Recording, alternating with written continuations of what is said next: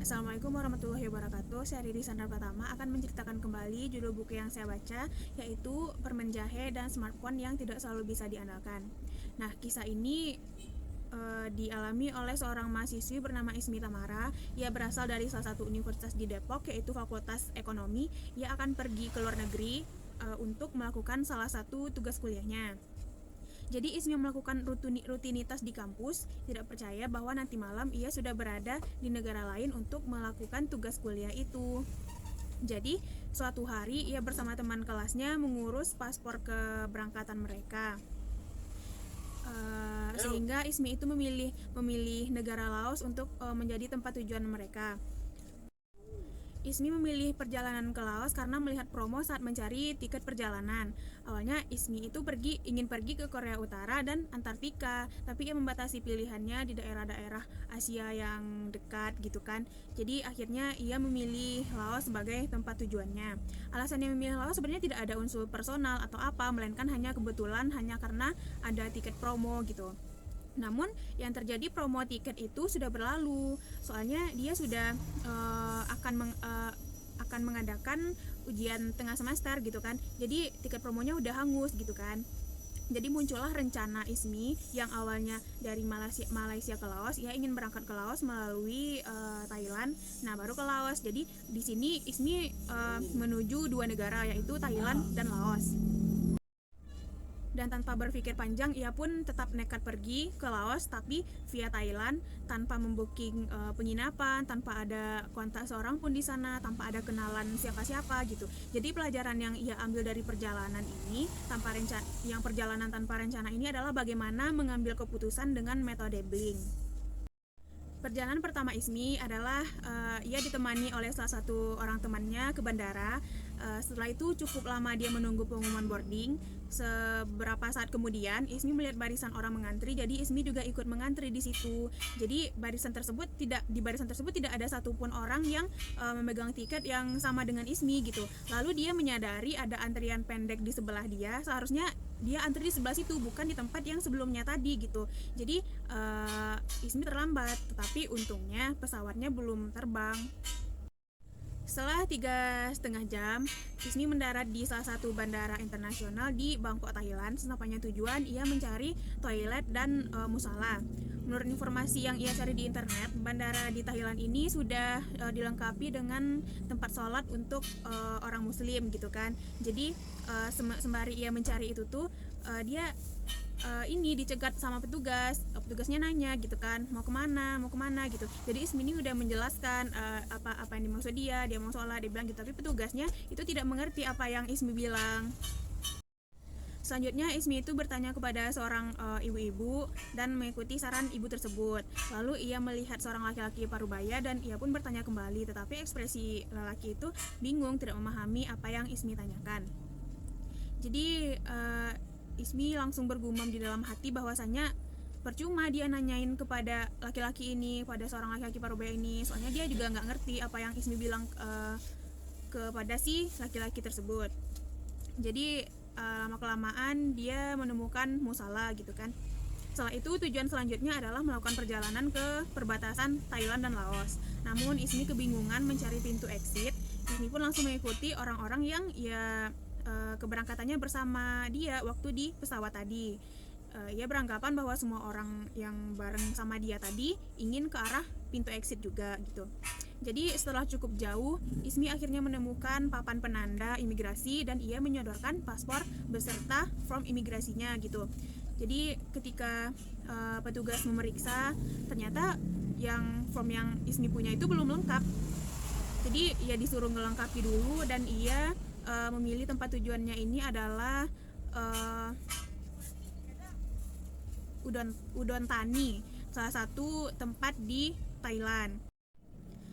Setelah itu dia naik bus dan sopir ini menyalakan film komedi. Ternyata film komedi di negara Thailand ini juga tidak jauh beda dengan komedi di negara Indonesia gitu.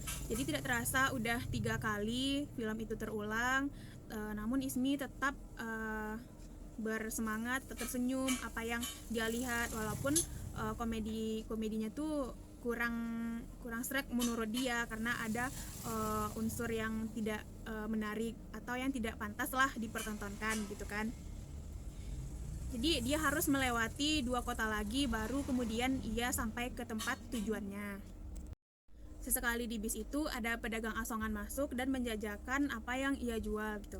Jadi karena Ismi tidak ada kontak satu orang pun di sana, jadi dia bertanya kepada seorang bapak-bapak, ini tempatnya di mana, ini di mana. Jadi bapak itu membawa Ismi ke suatu peta di dekat turun bus itu. Jadi bapak itu menjelaskan gimana ini di mana, ini di mana. Pokoknya dijelaskan sama bapak itu. Tapi Ismi juga kurang mengerti gitu. Akhirnya Ismi menemukan tempat penginapannya melalui Google. Selanjutnya sampailah dia di penginapan dan ia mengambil kamar yaitu 2 malam yang berada di lantai 2. Selanjutnya ia di malam hari itu juga dia pergi ke Udon Tani. Ia melihat banyak pakaian, makanan, menjual alat-alat ibadah umat Buddha. Ia melihat di sekitaran pasar tersebut ingin ke hotel. Jadi ia melihat bapak-bapak bertubuh besar di depan lobi hotel. Ia menatap Ismi sambil memberi salam dan Ismi pun menjawab salam bapak tersebut dengan terkejut. Karena kenapa? Dari perjalanan dia dari awal dari apa gitu kan sampai sekarang baru 1 orang ini yang mengucapkan salam kepada Ismi begitu. Setelah itu ia ingin pergi ke Taman Anggrek di Udon Sunshine karena komunikasi di situ terasa sulit dan karena juga bahasa Inggris di situ kurang lancar. Jadi orang di sana emang pakai bahasa Thailand. Jadi orang-orang di sana tuh bahasa Inggrisnya kurang lancar sama mereka gitu kan. Dan ada ibu-ibu dan bapak-bapak yang menjelaskan rute yang ingin dia tuju kepada sopir tuk-tuk. Tuk-tuk itu seperti kayak bus atau bajai lah di Indonesia gitu kan. Jadi 2 malam Ismi berada di hotel itu dia tidak lupa memakan sebungkus permen jahe. Lalu di lobi hotel ada sepasang suami istri dan juga merupakan pemilik dari penginapan tempat Ismi menginap itu. Jadi mereka ini berbincang-bincang. Ismi bertanya kepada sepasang suami istri itu, kenapa warga Thailand itu mengagung-agungkan rajanya, ada apa dengan rajanya begitu. Jadi dan kenapa orang Thailand membenci perdana menterinya?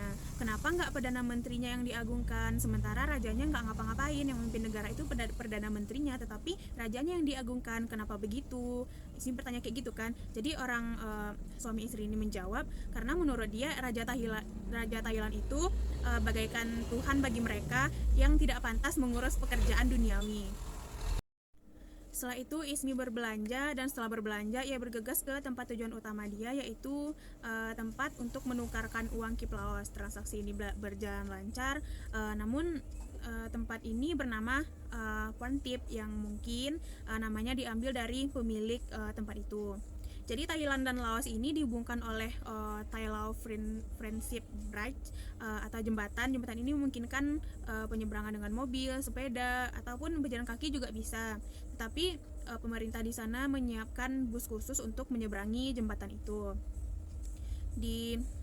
Karena jembatan itu menghubungkan 2 negara, jadi di jembatan itu ada bendera dari masing-masing negara. Di sebelah sini ada bendera negara Thailand, di sebelah sana ada bendera negara Laos gitu kan.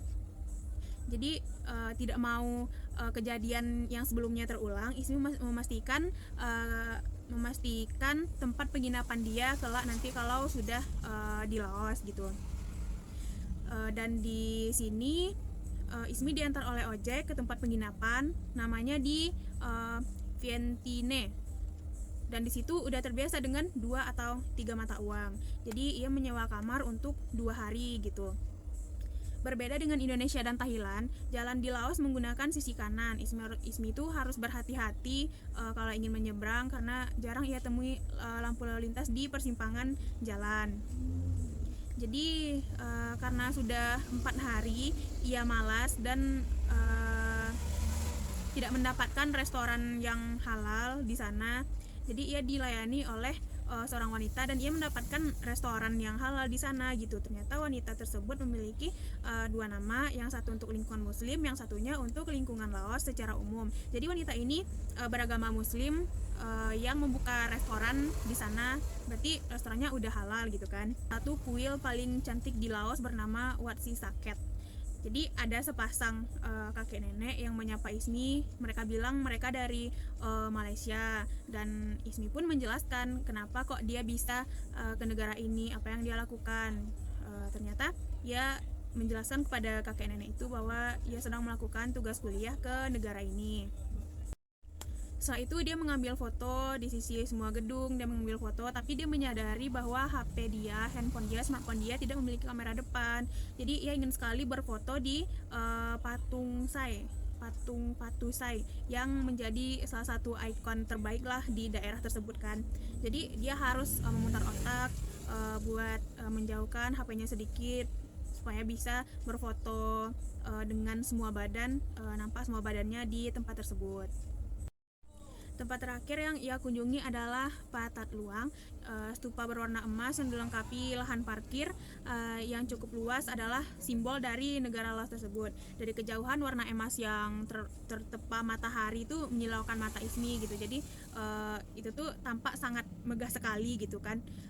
Jadi karena Ismi ingin kembali pulang ke Indonesia, dan Ismi pun akan segera kembali ke Indonesia, dan setelah di terminal ternyata di papan informasi ia tidak menemukan informasi apa-apa, walaupun sudah tertera informasi dalam 2 bahasa namun ia tidak mengerti gitu.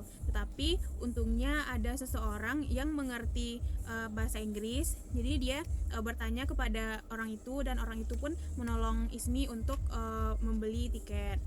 Dimulai dari perjalanan setengah hari menuju Bangkok, Ismi sampai di bandara Thailand lagi, dan sebentar lagi ia akan tiba di Indonesia. Dan perjalanan melelahkan ini pun berakhir, ia menaiki Damri menuju Pasar Minggu, dan ia bercakap-cakap dengan seorang ibu-ibu yang juga penumpang pesawat bersama dia tadi.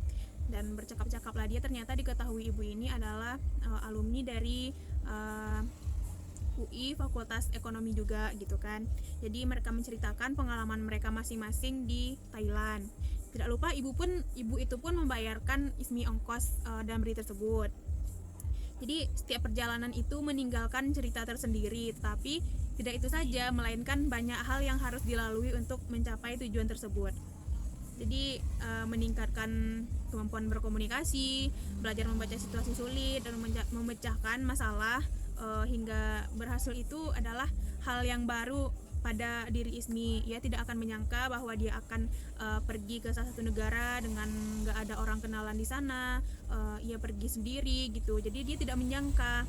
Jadi dia dapat banyak pengalaman dari perjalanan yang ia lakukan ini. Jadi meskipun dia di sana sebagai minoritas, dia berhasil bertahan di tempat yang menjadi tempat minoritas bagi dia itu. Jadi meskipun begitu kan, perjalanannya kan emang asik, kalau kita ke luar negeri kan gimana nggak asik gitu kan. Tetapi sebaik-baiknya, seterbaiknya perjalanan itu adalah perjalanan pulang ke rumah kita sendiri. Pendapat saya mengenai perjalanan Ismi tersebut, apakah saya ingin melakukan seperti Ismi juga sebelum saya tamat kuliah? Jawabannya pengennya sih iya gitu, tapi tergantung lagi gimana kita proses kuliah kita ke depannya. Kita tidak tahu kan sibuk apa kita ke depannya. Sementara saat ini saya masih di semester 1 dan terasa sudah sangat sibuk gitu, apalagi ke semester 2, 3, 4, 5 sampai semester 6 karena saya mengambil D3 gitu. Jadi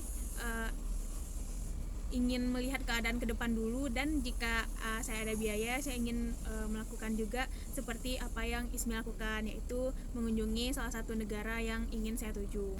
Banyak sesuatu yang menarik lah bagi saya yang saya cari-cari kan. Dan satu lagi, Turki juga tempat mayoritasnya umat Islam gitu. Jadi saya tidak akan kesusahan bertemu tempat ibadah, makanan yang halal di sana gitu. Dan bagi saya seorang muslim yang memakai jilbab juga tidak akan sensi di sana, tidak akan merasa seperti minoritas di sana gitu. Usahakan untuk mewujudkan saya ingin pergi ke Turki itu tuh, kalau yang pertama, kalau saya ke sana sebelum tamat kuliah itu setidaknya saya harus mempunyai biaya, mempunyai penghasilan, kan nggak mungkin juga memberatkan orang tua. Jadi kalau misalnya saya kesananya setelah kuliah, itu tuh saya akan bekerja dulu, menghasilkan uang dulu. Jadi setelah uangnya terkumpul, setelah kebutuhan saya tercukupi, kebutuhan yang lainnya tercukupi, saya akan menabung dan menyisihkan sebagian penghasilan saya untuk menjelajahi negara yang ingin saya tuju tersebut. Sekian, terima kasih. Assalamualaikum warahmatullahi wabarakatuh.